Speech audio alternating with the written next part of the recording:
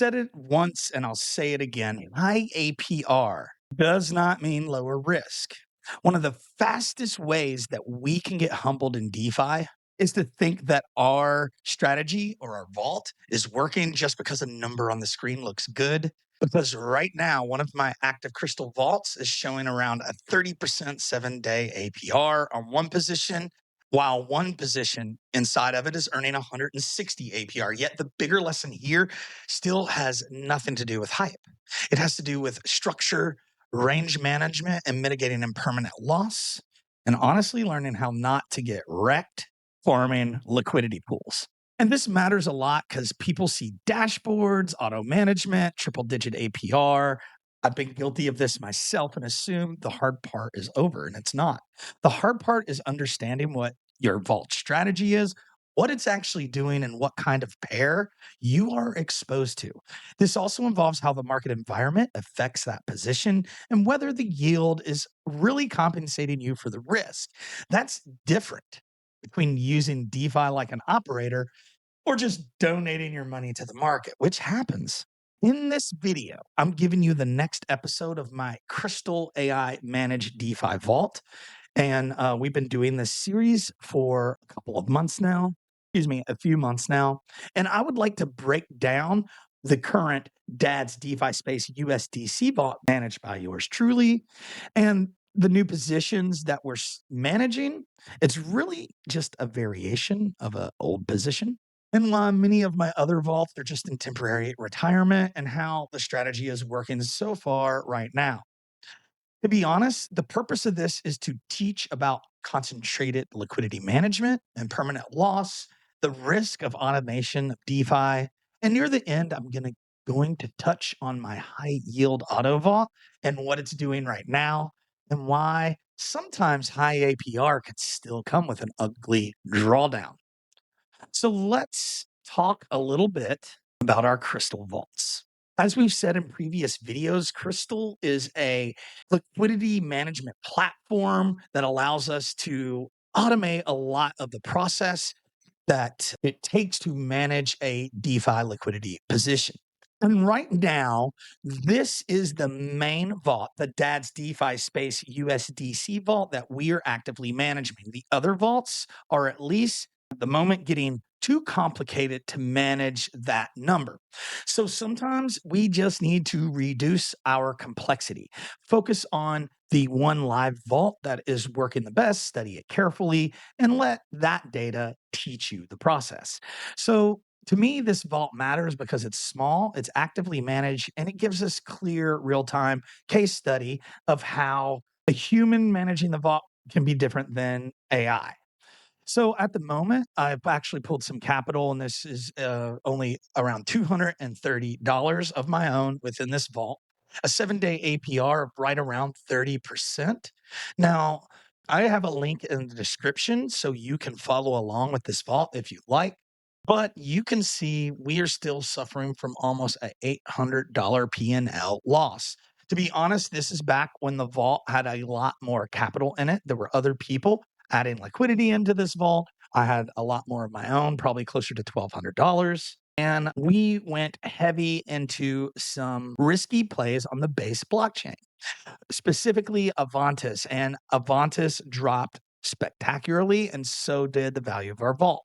We have gotten a lot less risky, and we are slowly getting our gains back. In fact, a long time ago, we were looking more like negative 45, closer to 50%. Now we're around negative 35%. So we are clawing back some of that impermanent loss, but it is taking quite a bit of time. Now, if you take a look at my assets in this vault, you'll see I have two wrapped ETH USDC positions. This one I've been farming for 2 months. And if you look here, we have an average return of investment of 20%. Wow.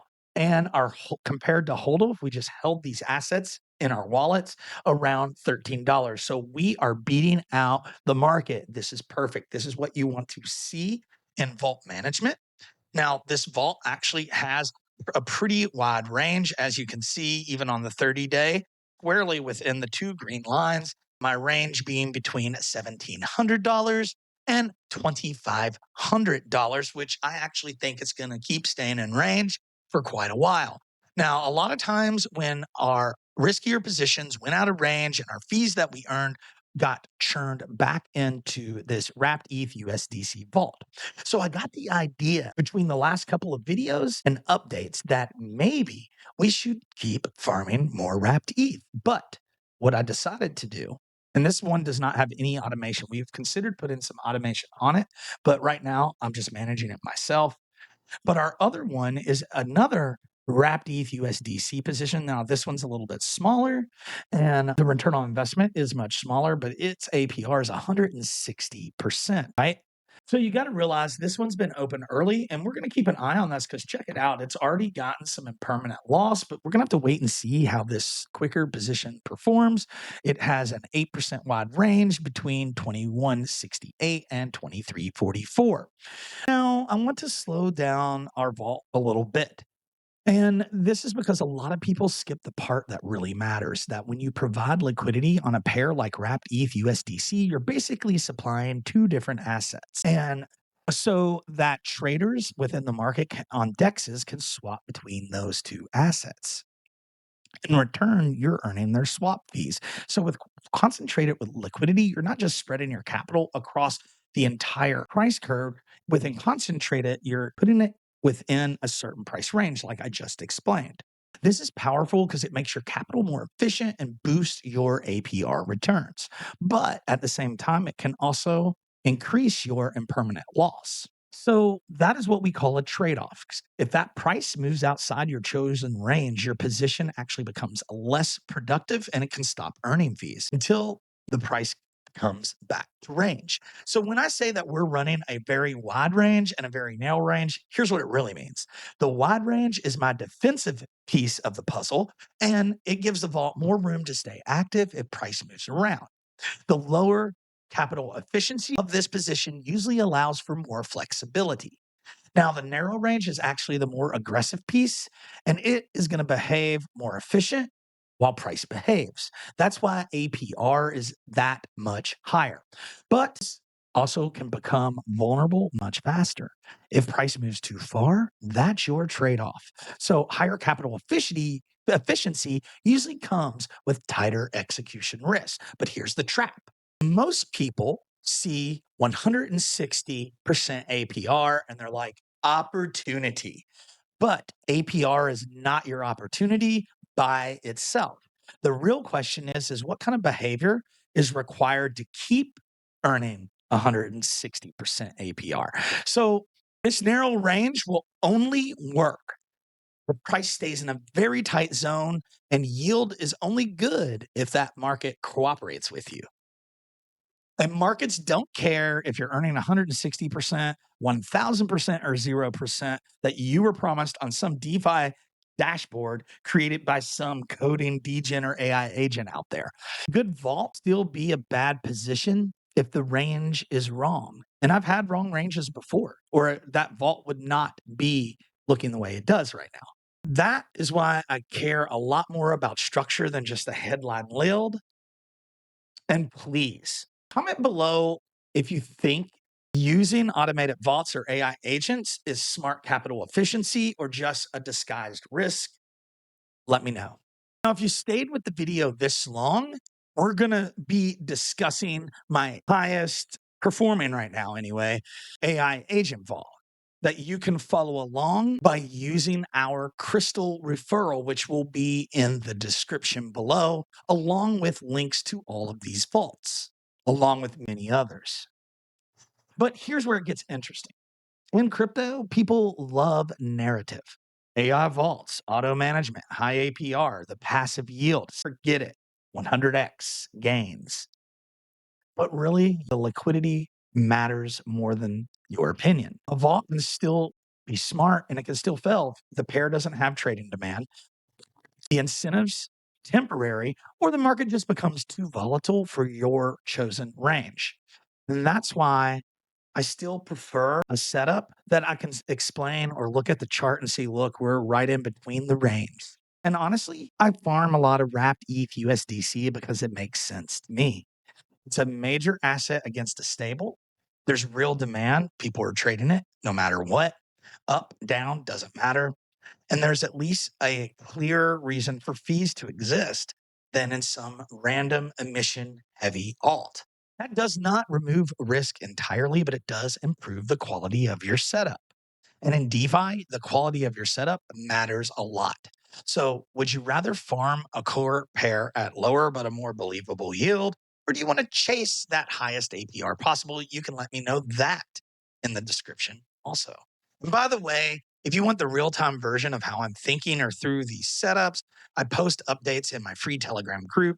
That's where I usually share more of my day to day thinking, what I'm watching, and how I'm adjusting my trades or my DeFi positions as time evolves.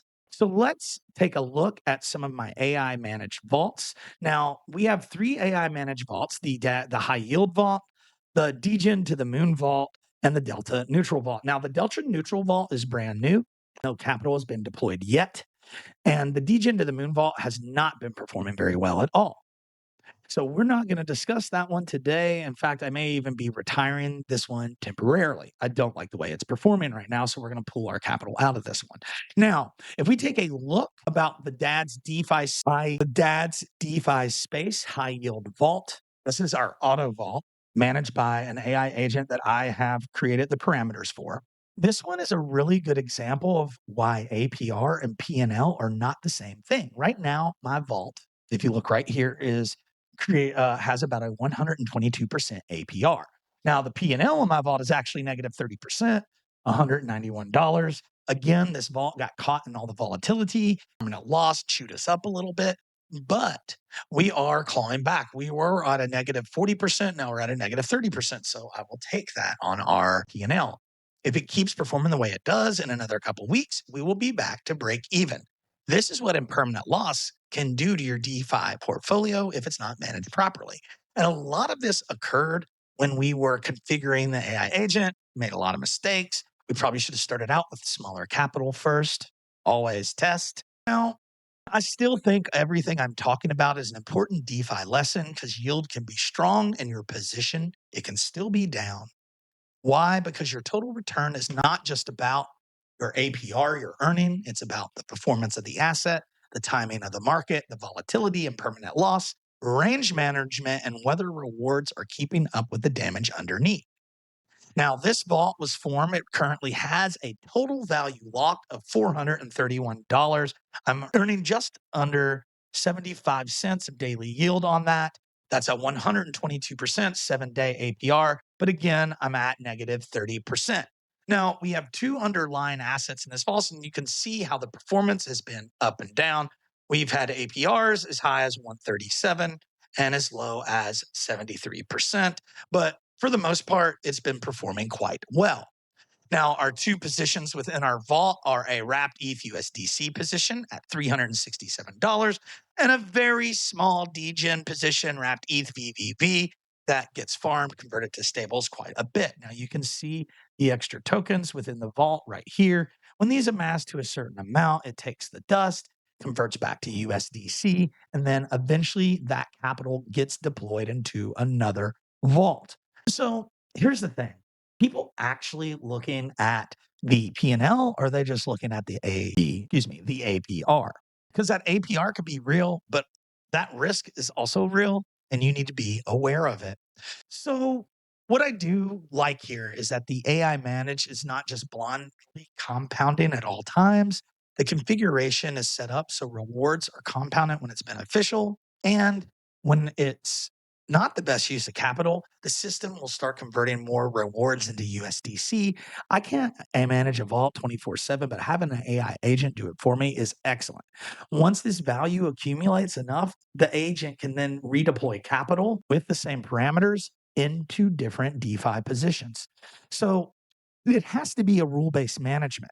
When I was not really technical with my rules, the vault was creating a lot of churn and we suffered a lot of impermanent loss because I am still responsible for the framework. The agent is just executing it. And that's how I view it. So the AI doesn't replace my judgment, it's just scaling my process like an employee in a way. This is much healthier and a much better way to use this kind of tooling. Now, I hope in the future that I can give you more details on the Delta neutral vault. This is one more vault in the background that the agent hasn't deployed yet. So it's going to be designed to be more Delta neutral, focused on correlation.